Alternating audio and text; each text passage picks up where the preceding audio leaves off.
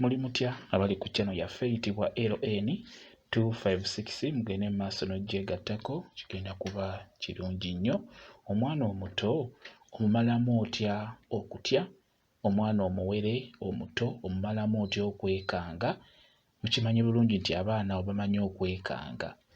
Kati omwana oyo omumalamu otya ekintu ekyo ky'okubeera nga yeekanga. Omwana oyo buli ku makya osobola okukeera n'obeera ng'omubuusa. Omubuusa buli ku makya olina kikola ku makya beera ng'omubuusaako mu bbanga, mubuuseeko mu bbanga.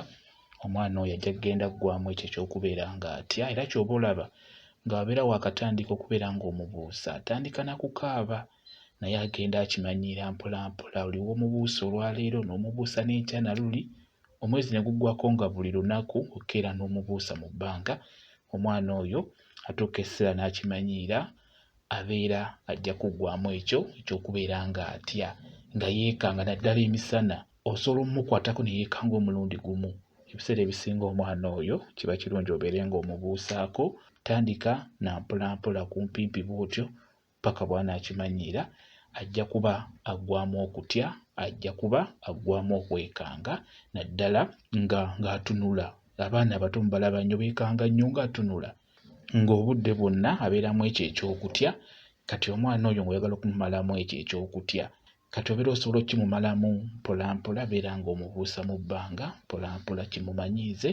Ajja kutuuka esseera kibeere nga kimuggwaamu bulungi nnyo.